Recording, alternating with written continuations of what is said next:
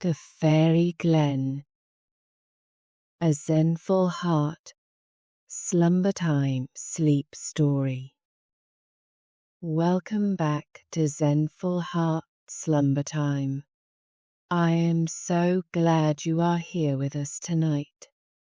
Find your most comfortable position. Let your body settle. Let your shoulders drop. Let your jaw soften. And allow your eyes to gently close.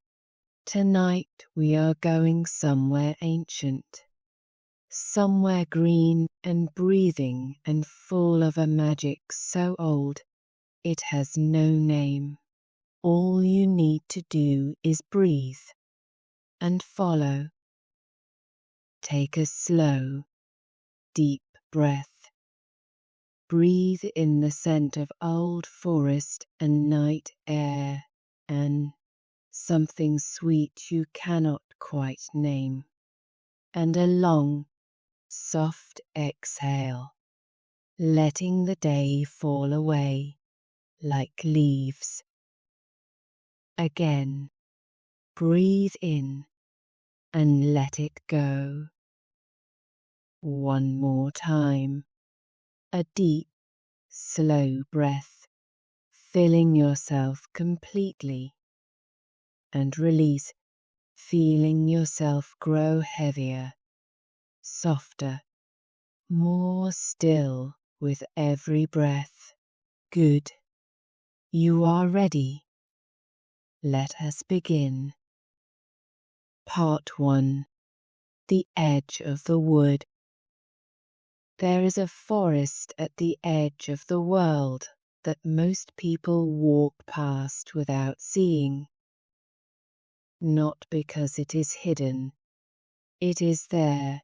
You can see the trees, the long cathedral trunks of oak and ash and elder, the canopy so thick and old it seems to hold up the sky.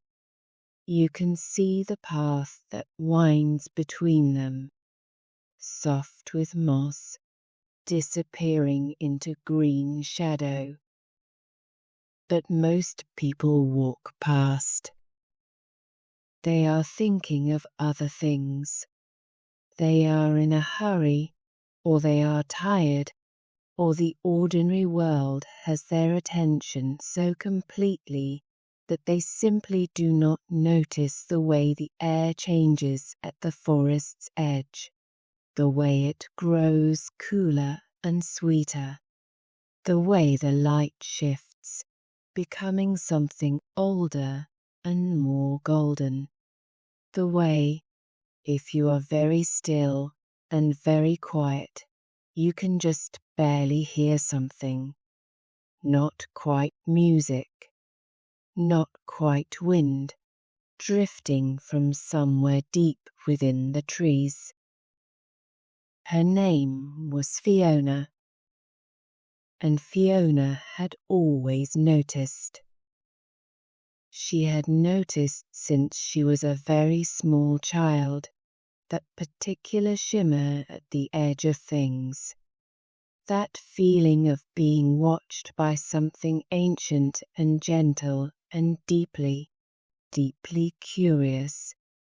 She had noticed the way certain trees seemed to lean toward her as she passed, the way wildflowers grew in perfect circles in the meadow behind her grandmother's house, the way, on certain evenings when the light was just right, the air between the trees seemed to hold something, a breath, a presence, a waiting.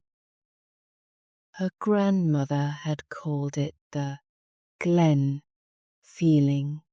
Pay attention when you feel it, she had said, her voice low and warm as firelight.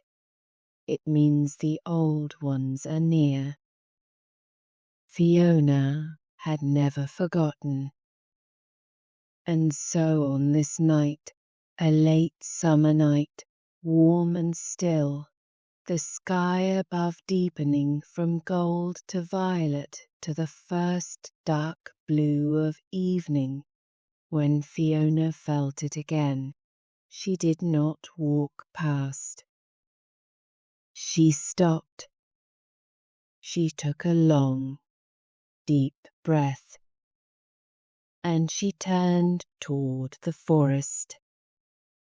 The path was narrow and wound between the great trees like a thought half remembered.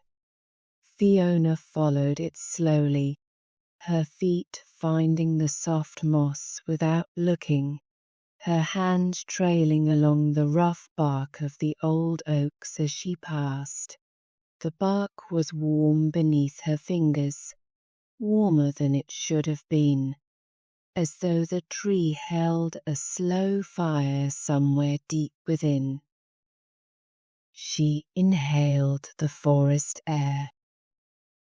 It smelled of earth and pine and green and something else, something sweeter, lighter, like flowers she couldn't name, and rain that hadn't fallen yet, and the particular sweetness of very old places that have been loved for a very long time. The sounds of the ordinary world fell away behind her. The distant traffic, the voices, the hum and buzz of the busy world with all its urgency. All gone. Here there was only the soft sound of her own footsteps, and the whisper of leaves far above, and the occasional sweet note of a bird, settling for the night, somewhere in the high branches. She walked deeper, and the forest received her, the way forests do when they have been waiting. Part 2. The first light. She almost missed it. She had stopped to rest at the base of a great old oak, ancient beyond reckoning, its trunk so wide she could not have wrapped her arms around a quarter of it, its roots rising from the earth like the knuckles of a buried giant. She leaned her back against it and tipped her head back and looked up through the canopy. And that was when she saw the first light. It was small, very small, no bigger than the flame of a candle, but rounder, softer, more complete. It drifted between two branches about 20 feet above her, moving with a slow purposefulness that was somehow different from the way a firefly moves, different from the way light catches on a spider's web. This light had intention. It drifted, paused, drifted again, paused, as though considering something. Then it moved upward, threading between the leaves, and disappeared. Fiona held very still. She had stopped breathing without noticing. She let herself breathe again, slowly, quietly, the way you breathe when you don't want to disturb something wonderful. Then she saw another. This one was lower, moving at eye level between two birch trees to her left, their white trunks glowing faintly in the deepening dusk. This light was slightly different, a warmer colour, more amber than the first, and it moved differently too, with a kind of buoyancy, a slight bounce, as though it had a purpose and a direction, maybe even an intention. Then another, and one more. Suddenly she noticed that they were everywhere. She simply hadn't been still enough to see them. The forest was full of small lights, drifting and hovering and weaving between the trees in every direction, each one slightly different. Different colors, different sizes, different ways of moving. Some purposeful, some meandering, some hovering in clusters of 2 or 3, as though in quiet conversation. Fiona sat very still at the base of the great oak and watched them. She felt, she could not have said why, that she was being watched in return, not threateningly, not even curiously exactly, more the way you are regarded by something that already knows you, something that has been waiting for you to finally be still enough to see. She inhaled tentatively, so as not to disturb them. The lights drifted. The forest seemed to breathe around her. And then one of the lights, the amber one, the bouncing one, drifted directly toward her. Part 3. The Faerie Glen. It stopped about 3 feet from her face. Up close she could see it more clearly, or rather, she could see that it was not simply a light. The light surrounded something very small, very still, regarding her with enormous dark eyes that held the reflected forest in their depths. A face. A tiny, perfectly formed face, framed by hair the color of autumn leaves, wearing an expression of such complete and unhurried curiosity. Fiona felt something unwind in her chest, some habitual guardedness, some tension she carried so constantly she had stopped noticing it. She smiled. The small face smiled back, a smile of such warmth and ancient recognition that Fiona felt, for one extraordinary moment, completely and entirely known. Then the sprite tilted its head slightly, as though asking a question. Then it turned and began to move away between the trees, slowly glancing back. An invitation. Fiona stood. She followed.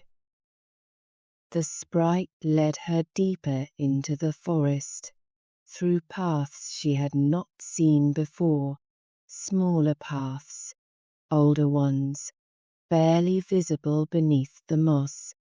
The trees here were even larger, even older, their roots intertwined above the ground like the clasped hands of long companions.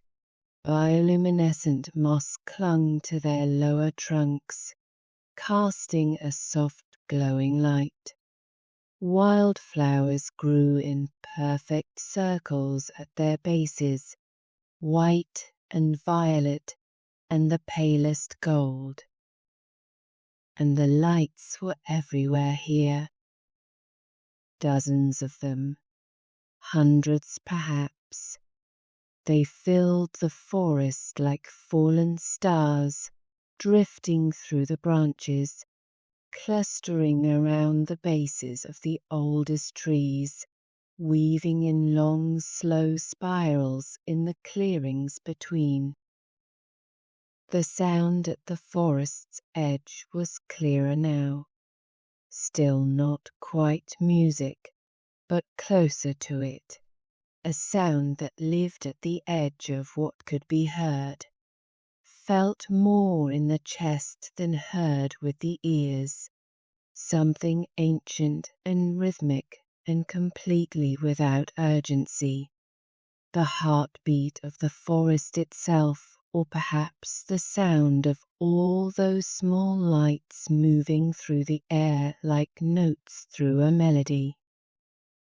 And then the trees opened, and she was in the glen. Part 4. Among the old ones. It was a clearing, but not bare, not empty. This was a living clearing, carpeted in the softest, deepest moss she had ever seen, ringed by a perfect circle of ancient rowan trees whose branches met overhead in a lacy canopy through which the first stars were beginning to appear.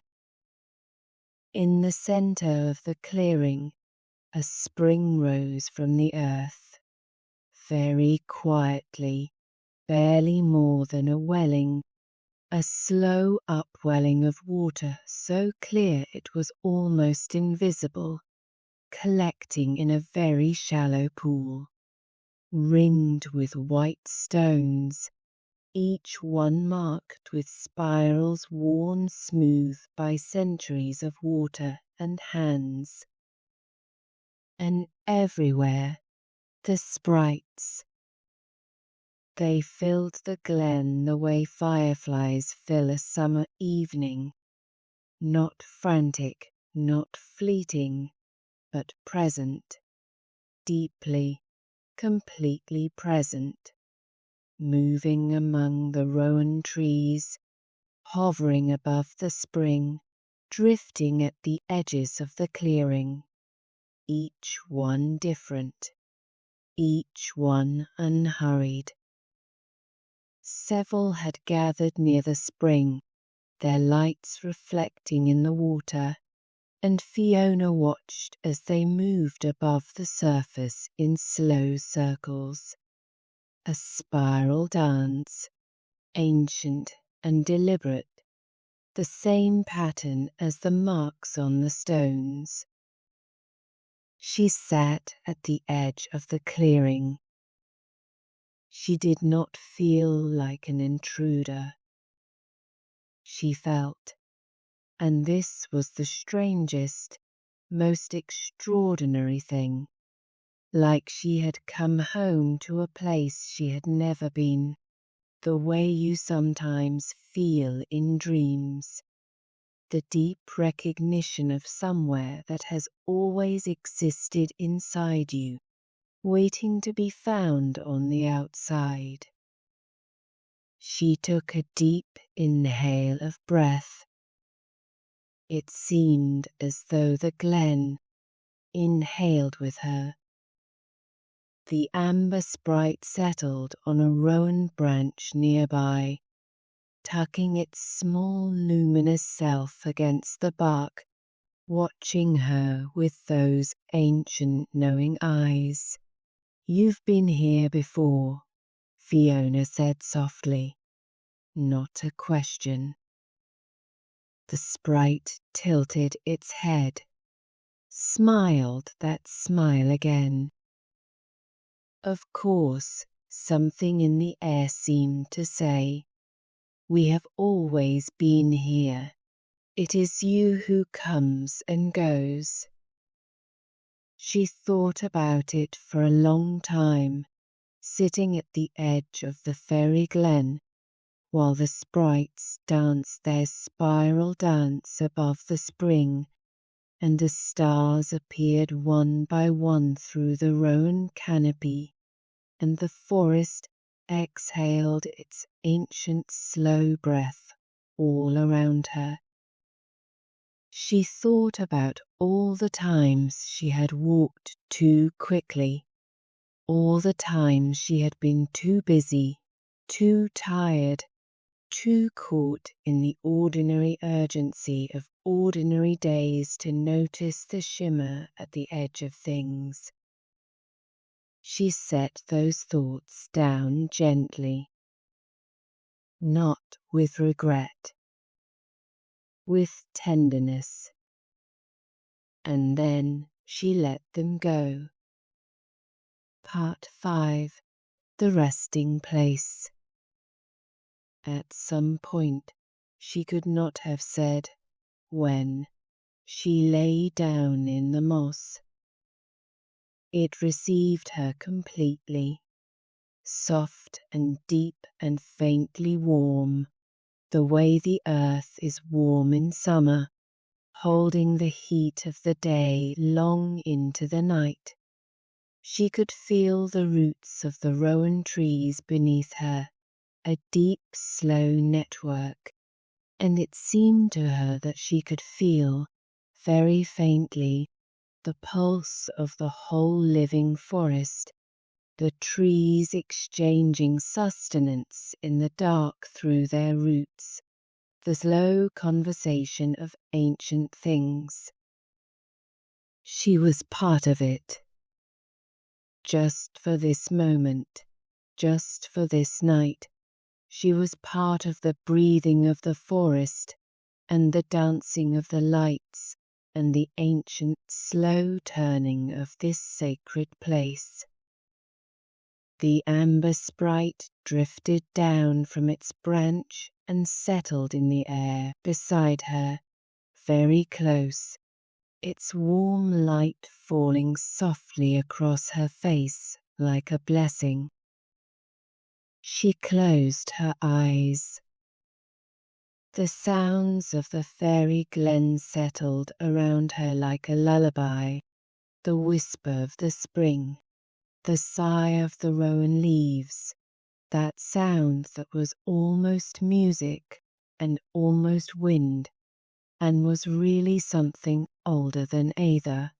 She felt the lights moving around her even with her eyes closed, warm presences, unhurried and kind, circling slowly. She felt her breathing slow. She felt her body grow heavy. She felt the moss receive her more completely with every exhale, as though the earth itself was gently, tenderly pulling her into rest. Let go now, the forest seemed to say. You are safe here. You have always been safe here. The old ones know you. The glen has been waiting for you, and you have found your way home. She took a deep breath in. She exhaled out, and the Faerie Glen held her as it had held all the dreamers who had found their way here before her, gently, completely, without condition. The affirmations, whispers from the glen. And now, as you rest in this sacred place, as the sprites drift softly around you and the ancient forest breathes, let these words find you. Breathe in and out. You are enough, exactly as you are, right now, in this moment. You are more than enough. Breathe in. You are capable of extraordinary things, things you have not yet imagined, things that are already moving toward you in the dark. Breathe out. You are braver than you know.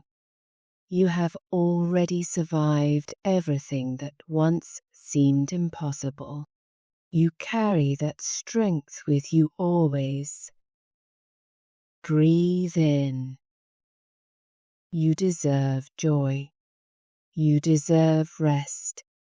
You deserve to take up space in this world fully and without apology. Breathe out. Your presence matters. The world is genuinely different because you are in it. You leave light in places simply by passing through them. Breathe in. You are worthy of love. Deep, true, unconditional love. And you do not need to earn it or perform for it or be anything other than exactly who you are to deserve it. Breathe out.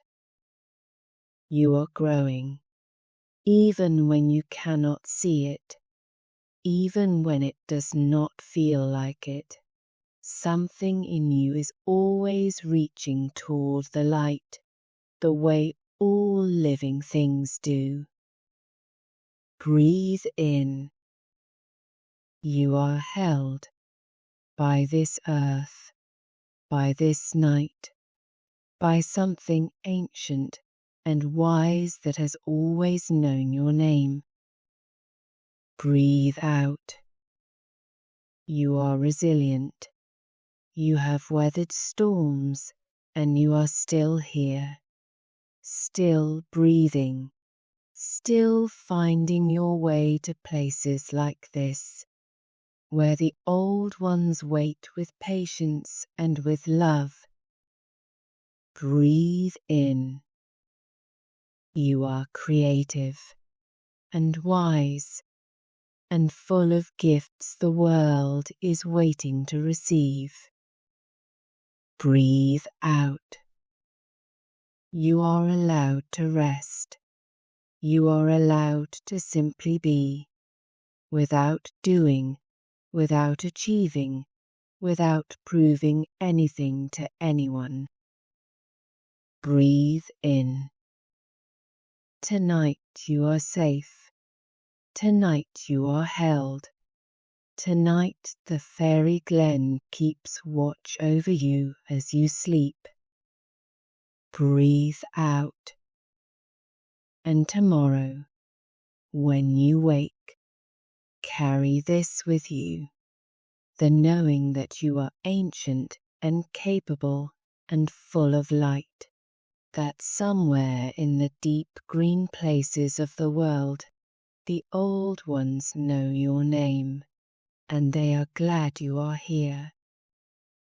Breathe in and out, in and out.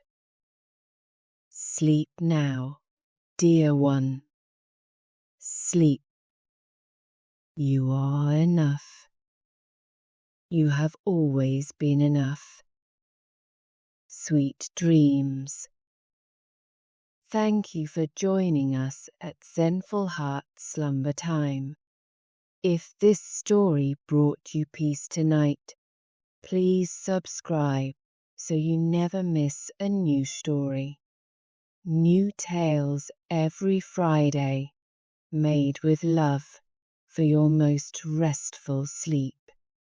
Good night.